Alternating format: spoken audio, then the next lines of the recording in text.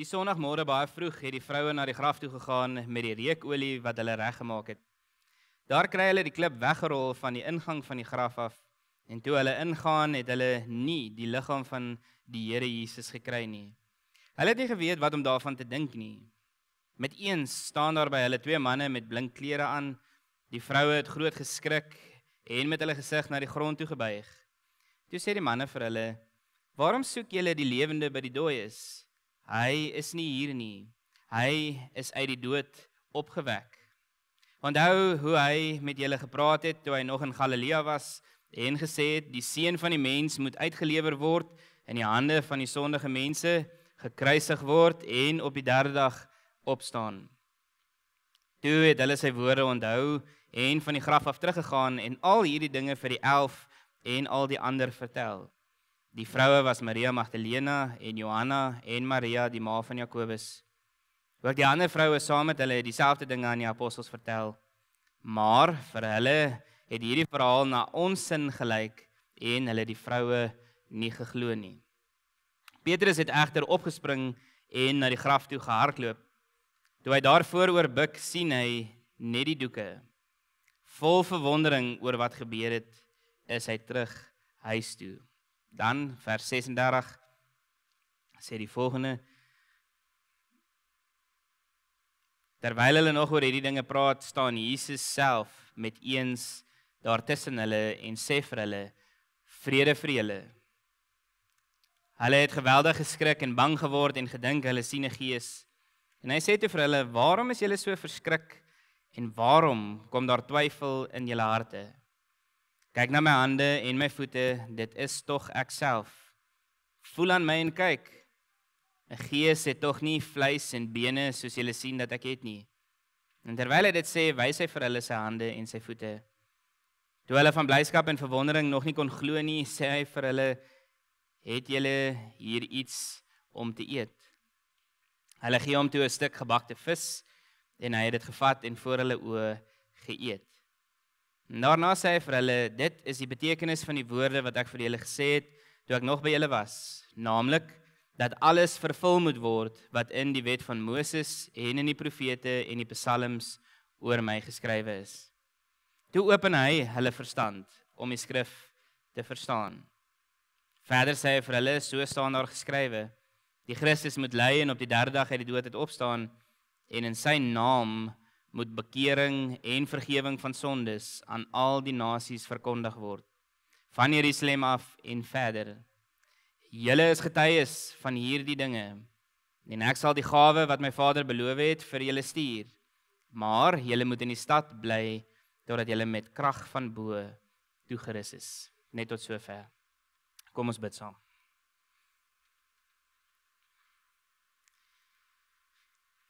Here, net soos ons nou gelees het, dat U die disippels se verstand moes open, sodat hulle die skrif kon verstaan, het ons daar dieselfde gebed in ons harte vanmôre, dat U die skrif ons sal open, sal oopbreek en ons sal kom voed met die brood van die ewige lewe.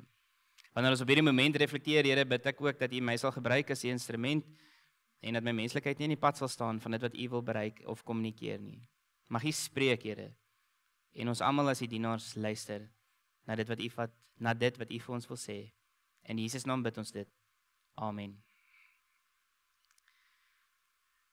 Nou gemeente, daar's 'n hele paar dinge wat ek vanmôre op klem wil lê. Maar ek wil net so vinnig vir julle 'n inleiding gee aan die hand van dit wat ons sopas gelees het. Vroeg op Paasoggend verander die hele wêreld. Die wêreld was nog nooit weer dieselfde nie. Vroue gaan na ons Here Jesus Christus toe om sy liggaam te gaan versorg, om hom te balsem weer en met kruie te behandel, en wat hulle daar gekry het, wat hulle gesien het, het hulle totaal en al verander vir altyd. Die boodskap wat daar uitgegaan het na die wêreld toe, het die wêreld verander vir altyd. En daar's 'n paar dinge wat ek net ter inleiding vir julle wil sê, want daar's mense wat steeds vandag vra, was die disippels se storie oor die opstanding geskiedenis, of was dit dalk 'n leuen, 'n fabrikasie, sodat hulle die beweging van Jesus kon laat voortgaan? Of soos wat ander godsdienste met respek ook sê, dat Jesus is nie waarlik gekruisig nie, maar God het dit laat lyk, byvoorbeeld, of dit hy is wat aan die kruis hang. En 'n ander man was eintlik in sy plek gekruisig. So daar's so 2 besware wat ek net aan julle wil voorhou vandag, wat ek wil aanspreek van die kansel af, want ek dink dit is nodig. Die eerste is, dat Jesus se disippels se liggaam gesteel het. Nou in kort, wat glo die kerk hieroor? Want as julle die storie verder gaan lees, kom julle agter dat hierdie is 'n storie wat deur die fariseërs aan die soldate oorgedra is, dat wanneer julle bevraagteken word oor wat het daar gebeur toe julle die graf bewaak het, dan moet julle sê, die disippels het julle oorrompel en hulle het Jesus se liggaam gesteel. Maar hier is 'n vraag wat ek net vir jou wil gee vanoggend, wanneer jy daaroor nadink. Eerstens, die disippels was so bang, dat toe hulle gekonfronteer was met Jesus se gevangenskap, gekonfronteer was met Jesus se groot lyding, het die eerste kaal naal in die geskiedenis van die wêreld plaasgevind. In die tyd van Getsemane het hulle uit hulle klere uitgehardloop. Petrus, die een op wie se belydenis die kerk gebou word, dat Jesus die Christus is, verloon hom 3 maal, wanneer hy daarmee gekonfronteer word. Ken hom nie. Weet jy waarvan julle praat nie? Ek ken hom nie. Gemeente, dis hoekom al 'n hoenderhaan op ons kerktoring is, om ons te herinner, dat ons nie soos Petrus die Here moet verloon nie, né? Okay? Ek weet daar's allerlei teorieë daaroor, maar vir my is dit waaroor dit gaan. Dit herinner my dat ek nie Jesus moet verloon nie. Maar wat ek vir julle wil sê, as ons eerlik is met mekaar, hierdie mense was so oorweldig met wat nou net gebeur het. Hulle het gaan wegkruip. So die vraag is, hoekom sou hierdie mense die risiko loop om Jesus se liggaam te gaan probeer steel? Verder, as jy 'n Romeinse soldaat was en jy is 'n taak gegee om iets op te pas en jy doen dit nie, wat gaan met jou gebeur? Dit gaan jou lewe kos. Dit gaan jou lewe kos. So dink julle 'n paar disippels, vissermanne, alhoewel Petrus 'n vurige man was wat nie bang was om die swaard te swaai nie, dink julle hierdie disippels het regtig die vermoë gehad om die soldate te oorrompel? Dis 'n vraag wat ek vir julle wil vra. Die kern wat ek wel vir julle wil gee, is al hierdie disippels, elke liewe een van hulle, behalwe Johannes, het gesterf as 'n martelaar vir die evangelie. Onder groot swaar kry, mishandeling, waar hulle gesê is, julle moet ophou praat oor Jesus, die opgestane Heer, het hulle almal hulle lewe gegee. Nou die vraag vir elke logiese mens, rasionele mens, is wat het in hierdie mense se gemoed verander? Dat hulle gegaan het van hierdie verskriklike, bang mense wat wegkruip, na mense wat voor dieselfde Joodse raad gaan staan, voor dieselfde keisers gaan staan, en sê Jesus het waarlik opgestaan. Selfs wanneer hulle met die dood gedreig word, sê hulle, ek kan nie anders nie, dis wat ek gesien het. Hy leef. Tweede beswaar, een van die bekendste godsdienste in die wêreld, Islam, sê byvoorbeeld dat Jesus nie gekruisig is nie. Hulle groot aankondiging is dat Allah dit so laat lyk, want hy sou nie sy profeet so laat lei het nie. Dis 'n vernedering dat 'n profeet gekruisig sal word. En nie net is dit 'n vernedering nie, maar vir die kerk om te sê, dit is God wat aan die kruis gaan sterf het in ons plek, is 'n groter vernedering. Maar dis wat die Bybel ons leer. Dis wat die Bybel ons leer. Hierin wil ek net vir jou 'n paar goed gee om aan te kou ter inleiding. Hierdie besware herinner vir ons vanmôre dat die opstanding vir alle mense konfronterend is, want dit vereis 'n reaksie. Ongeag wie jy is, ongeag wat jy geglo het voorheen, ongeag waar in die wêreld jy is, wanneer jy gekonfronteer word met hierdie verhaal dat die seun van God gekruisig is, onskuldig, dat hy gesterf het en hulle het dit getoets deur 'n spies in sy sy in te steek, en hulle het hom gaan begrawe in 'n graf en 'n groot klip voor die graf gaan rol, en hulle het die Romeinse soldate daar geplaas, om seker te maak, niemand gaan sy liggaam steel nie, en tog, toe die vroue daar aankom, daar die Sondagmôre, is daar nie soldate nie, en die klip is weggerol, en engele verskyn aan hulle, en sê, Halleluja, hy het opgestaan, hy is nie meer hier nie. Vir elke persoon wat dit hoor, vra dit 'n reaksie. Het dit waarlik gebeur? Want indien dit het, is daar ongelooflike implikasies. Indien dit nie plaasgevind het nie, maak dit eintlik nie saak nie. Dis die realiteit. Die apostel Paulus sê vir ons in 1 Korintiërs 15, wanneer hy praat oor die opstandingsliggaam, dat indien die opstanding van Jesus Christus nie plaasgevind het nie, is my en jou geloof, is my en jou hoop, is ons vertroue sonder enige inhoud. En ons is die bejammeringswaardigstes van alle mense. So gemeente, ter inleiding wil ek vanmôre net vir julle sê, moet asseblief nie stop by die kruisgebeurtenis nie. Dis nie die volle evangelie nie. Die kruis is belangrik, die kruis is sentraal, maar die oop graf is die spoel waar rondom ons hele godsdiens draai. As dit nie gebeur het nie, dan maak die kruis nie saak nie, dan maak niks wat Jesus geleer het saak nie. So daarom vra ons die vraag vanmôre, is dit geskiedkundig? Dis een vraag. Aan die ander kant vra ons ook die vraag, wat maak dit vir ons saak in 2025? In jou werksplek, in jou huwelik, in jou gemeenskap waar jy dien, in jou verhoudinge, jou vriendskappe, wat maak dit saak dat Jesus opgestaan het uit die dood uit? Kom ons gaan terug na die teks toe. En hier wil ek net so 'n paar goed vir julle uitlig. Ek gaan weer vir julle lees vanaf vers 1 en dan gaan ons by 'n paar verse stil staan. Dit sê die Sondagmôre baie vroeg het die vroue na die graf toe gegaan met die reukolie wat hulle reggemaak het. En daar kry hulle die klip weggerol van die ingang van die graf af. En toe hulle ingaan het hulle nie die liggaam van die Here Jesus gekry nie. En hulle het nie geweet wat om daarvan te dink nie. Kan julle hier ook sien, selfs vir die mense wat in daardie konteks is, toe hulle gekonfronteer word met die leë graf, wat was hulle onmiddellike reaksie? Ek weet nie wat om hiermee te doen nie, dis te groot, dis te oorweldigend. Is sy liggaam gesteel? Het hulle iets met hom gedoen? Waar is Jesus? En hy het hulle geleer vir 3 jaar, ek gaan opstaan uit die dood uit, ek gaan opstaan uit die dood uit. Maar tog toe hulle gekonfronteer word daarmee, is dit so groot en oorweldigend, dat hulle dink, nee, kan dit regtig wees? Ons weet nie wat om daarvan te maak nie. Met een staan daar toe by hulle 2 manne met blink klere aan, en die vroue het groot geskrik en met hulle gesigte na die grond toe gebuig. En toe sê die manne vir hulle, waarom soek julle die lewende by die dooies? Hy is nie hier nie. Hy is uit die dood uit opgewek. Onthou, hoor nou die regverdiging wat die engele vir hulle gee. Onthou hoe hy met julle gepraat het, toe hy nog in Galilea was en gesê het, die seun van die mens moet uitgelewer word in die hande van sondige mense, gekruisig word en op die 3de dag opstaan. En julle sal nou onthou, ons het nou in hierdie paastyd deur hierdie emosies gegaan. Ons het donderdag aand is ons saam met Jesus in die bokkamer. En dan wat sê hy vir ons in die bokkamer? Hierdie is my liggaam, dit is vir julle. Hierdie is my bloed, dit is vir julle. Hy verkondig dit. Vrydag, wanneer ons voor die kruis staan, spreek woordelik, waar het ons gereflekteer die gewig van sonde, wat gemaak het dat Jesus daar moet hang in ons plek, want hy word geoordeel in my plek. En dan is hy dood. En dit lyk vir die wêreld asof die bose die oorhand gekry het. Gemeente, daarom wil ek vandag vir u vra. Ek ken nie almal van julle se storie intiem nie, maar ek weet baie keer voel dit vir ons asof die bose die oorhand kry.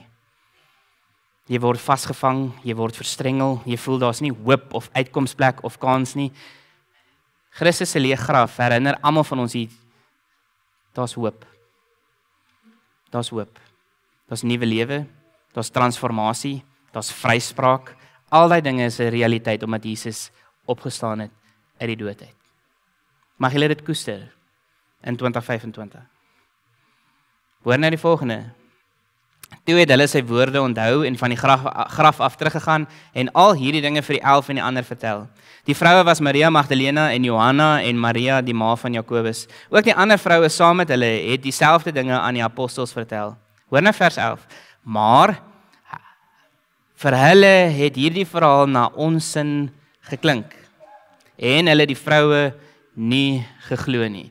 En Petrus staan op en hardloop na die graf toe. Dis 2 goed wat ek net wil hê u moet raak sien vanmôre. In die eerste plek, kan julle vir julleself indink hoe dit moes gewees het in daardie konteks, as die mense in jou binnekring wat nou op pad was na Jesus toe, al huilend en hartseer oor hy dood is, skielik terugkom en hulle vertel vir jou hierdie ongelooflike verhaal van die klip het weggerol en die engele het aan ons verskyn en die engele het gesê Jesus het opgestaan uit die dood uit en jou reaksie is weer eens in oorweldigend. Nee, dit kan nie wees nie. Dit klink vir my na onsin. Dis ook 'n beswaar wat die wêreld het, julle. Iemand wat uit die dood uit opstaan, dit kan nie gebeur nie. Dit kan nie gebeur nie. Maar hier is wat ek wil hê julle moet raak sien. Apostel Petrus staan op, gaan na die graf toe en gaan kyk. En dan sien hy net die doeke. Die gedagte hierin wat ek wil hê ons almal hier moet leer is stel ondersoek in. Hierdie is die belangrikste moment in die geskiedenis van die wêreld. Dit vra dat jy dit moet ondersoek. Dit vra dat jy daaroor moet gaan lees. Dit vra dat jy daaroor moet gaan nadink, want die implikasies is te groot vir jou om dit te ignoreer. Is te groot. Indien Jesus waarlik uit die dood het opgestaan het, dan beteken dit hy is koning van die heelal. En hy sê die Vader het aan my alle mag gegee om te oordeel, om mense uit die dood uit op te wek en om sonde te vergewe. Indien hy uit die dood uit opgestaan het, is al daardie waar. Indien dit nie plaasgevind het nie, is niks daarvan waar nie. En Jesus was dalk 'n goeie morele leier of 'n rabbi, maar dis waar dit gestop het. Dis waar dit gestop het. Maar dis nie wat gepreek is in die vroeë kerk nie. Die vroeë kerk is vervolg, omdat hulle gegaan het na mense toe en vir mense gesê het, Jesus is die Here. Daar's net een Here. En elke knie sal buig en elke tong sal getuig dat Jesus die Here is. Dit was die boodskap van die vroeë kerk en mense haat dit. En daarom was hulle vervolg. As Jesus uit die dood het opgestaan het, dan is dit wat die apostels sê waar. En die implikasies daarvan, vir almal van ons hier teenwoordig, waar. Volgende. Vers 36. Terwyl hulle nog oor hierdie dinge praat, staan Jesus self met eens daar tussen hulle en hy sê toe vir hulle, vrede vir julle. En hulle het geweldig geskrik en bang geword en gedink hulle sien 'n gees. En hy sê toe vir hulle, waarom is julle so verskrik en waarom kom daar twyfel in julle harte? Kyk na my hande en my voete, dit is tog ek self, voel aan my en kyk. 'n Gees het tog nie vleis en bene soos julle sien dat ek het nie. Terwyl hy dit sê, wys hy vir hulle sy hande en sy voete. En toe hulle van blydskap en verwondering nog nie kon glo nie, sê hy vir hulle, het julle iets om te eet? En dan gee hulle vir hom gebakte vis. Hierdie is die derde beswaar wat ek vanmôre wil aanspreek. En dit is selfs in die kerk nog 'n prominente beswaar, en dit is dat die opstanding van ons Here Jesus Christus is net 'n geestelike opstanding. Nou die nuwe woord metafisies. Hy het geestelik opgestaan uit die dood uit. En hy staan geestelik op in almal van ons harte hier vanoggend. Ek wil vir julle vra, op grond van wat jy lees, die getuienis, sê hulle, Jesus het 'n liggaam gehad soos ek en jy. Hulle kon aan hom vat. 'n Gees of 'n spook eet en drink nie. Hy het hoeveel kere, as hy aan hulle verskyn het, hy geëet saam met hulle. En hulle kon aan hom vat. Dink byvoorbeeld aan ongelowige Thomas. Wat hy sê, ek sal nooit glo, totdat ek aan hom kon gevat het nie. En dan wanneer hy sy hande aan Jesus sit, dan sê hy, my God, my Here, my God, wees my genadig. Die opstanding van ons Here Jesus Christus, wil ek van die kansel af vanmôre vir julle sê, in my hart is nie net metafisies nie, dis 'n geskiedkundige, fisiese opstanding. Want is ook die waarborg vir almal van ons hier teenwoordig. As jy jou vertroue in Jesus plaas, beteken dit nie net jy gaan geestelik hemel toe nie, jou liggaam is ook ingesluit. Jy kry 'n verheerlikte liggaam wanneer Jesus terugkeer met die laaste oordeel. 'n Verheerlikte een, perfekte een. Een wat deur God verheerlik word, anders is as die een wat ons nou het, wat verstrengel is in die sonde en sterf. Jy kry 'n nuwe een, vry daarvan, vry van pyn, smart, selfs die dood. Dis wat Jesus vir ons kom bewerk het. As hy net geestelik opgestaan het, dan is daar nie eintlik hoop vir ons in terme van ons liggame nie. Maar Jesus het nie net vir ons gees kom sterf nie, broer en suster, maar ook vir my en jou liggaam. Daarom sê die apostel Paulus, vir my en vir jou, ons liggame is 'n tempel van die Heilige Gees, waarin God woon. En nie net moet jy jou gees in diens van God stel nie, maar jou liggaam ook. Moenie julle liggame in diens stel van die bose nie, sê Paulus. As 'n werktuig om sonde te doen nie. Stel dit in diens van die Here. Ek het so 'n paar goed neergeskryf wat ek net vanmôre vir julle wil gee as ons afsluit. Ek het die vraag gevra in my studeerkamer, nou wat? Al hierdie goed is nou 'n realiteit. Ons glo Jesus het opgestaan uit die dood uit. Ons glo dit is 'n geskiedkundige moment dat hy 'n liggaam gehad het waarin mense kon vat en het hom gevoed. En dit beteken ek en jy gaan ook liggaamlik opstaan uit die dood uit. Ons sê dit wanneer ons so 2 maal hierdie naweek ons geloof bely en gesê ons glo in die opstanding van die wat? Gemeente, dankie. Ons glo in die opstanding van die wat? Aarde. Dankie. Ons glo in die opstanding van die vlees en die ewige lewe. Dis wat ons glo en bely. Nou is die vraag: wat maak dit saak? Hoe leef ek en jy anders omdat Jesus opgestaan het uit die dood uit? En ek het 3 plekke uitgesonder: jou werk, jou huwelik, verhoudings en die kerk. So hierdie 4 plekke, eerstens wil ek jou vra vanmôre om bietjie daar te gaan dink dat jy 'n lig is by jou werksplek omdat jy eerlik is en diensbaar. Dat jy ander bemoedig wat om jou is. Ek wil jou uitdaag vanmôre om te sê kies 'n kollega om volgende week te ondersteun met 'n vriendelike woord of 'n gebaar. Reik uit na iemand toe in jou kring, by jou werk, waar dit soms vir ons moeilik is en ons kwaad raak vir mekaar. As jy die eienaar is, die mense wat onder jou werk vir wie jy verantwoordelik is, hoe kan ons Christus se opstanding 'n realiteit maak daar waar hy ons geplant het? 2, in jou huwelik, laat die opstanding se hoop jou geduld met jou eggenoot en jou vergifnis teenoor jou eggenoot versterk. Ek wil vir julle sê, hy weet eens uit my eie huis uit, en ek het toestemming van my vrou om met julle te deel, vandat ons 'n babatjie in die huis het, is ons geduld baie min met mekaar. En ek sê dat ek minder lief is vir my vrou nie, dis net ek's moeg. So, en sy is moeg. En ek dink my vrou, as ek eerlik is met julle, is meer moeg as wat ek is. En is harde werk dan om 'n brug te bou na mekaar toe. En nie net mekaar uit te los nie, want dis die versoeking. Jy wil nie om my wees nie, fyn. Ek doen my eie ding. Maar nee, ek het 'n maatjie en ek wil 'n brug bou na jou toe. En dis omdat Christus opgestaan het uit die dood uit dat ek geduldig is. Al is dit vir my moeilik, julle. Bou ek 'n brug na jou toe. Dis hoekom ek jou vergewe as jy dalk iets vir my, ek vra vir jou vir koffie en jy byt my kop af, verstaan dit? Dan sal vergifnis. Ek spot, my vrou is nie so kwaai nie, maar julle hoor wat ek vir julle probeer sê, nê? In jou huwelik, laat die opstanding se hoop jou geduld en jou vergifnis versterk. So uitdaging vir hierdie week, doen iets spesifiek om jou eggenoot te waardeer. Wys vir hulle dat jy hulle waardeer. 2, doen iets vir jou eggenoot wat vir hulle sal herinner dat jy vir hulle omgee. Soos om vir hulle te bid, om vir hulle geskenkie te gee. Jy hoef nie te wag op spesiale geleenthede nie, jy kan dit net sommer doen. In jou verhoudings gebruik jy opstanding se krag om verhoudings te herstel en liefde teenoor mense te toon. Daai is 'n baie moeilike een. Ja, is 'n baie moeilike een. So kontak iemand in hierdie week om bemoediging of versoening te bring waar nodig. Dis ook wat die evangelie van ons verwag, dat ons sal vergewe net soos die Vader ons vergewe. Dis moeilik.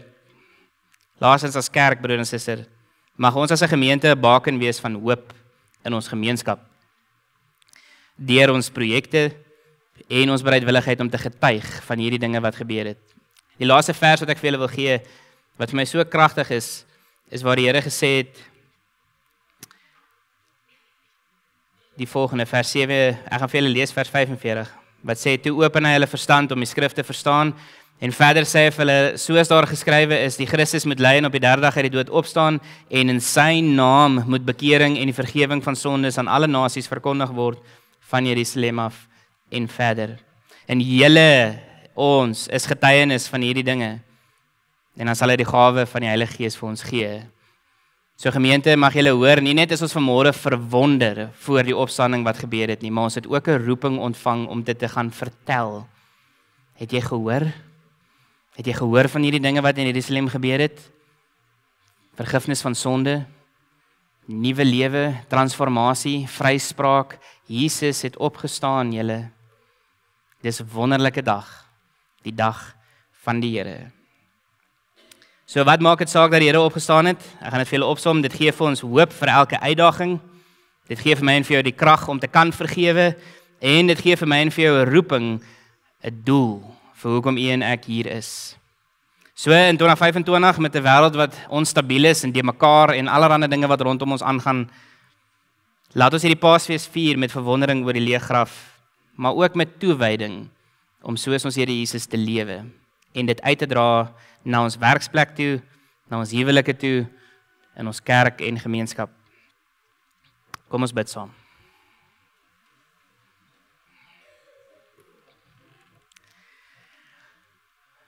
Ons Vader wat in die hemel is, Here, dankie dat ons vanmôre kan hoor, dat selfs die mense in die binnekring eintlik maar stom geslaan is, toe hulle by die leë graf gekom het. En dit is so menslik, Here, dat ons regtig vir onsself afvra, maar kan dit wees? Kan dit wees dat Jesus regtig opgestaan het? Is daar nie 'n ander verduideliking nie?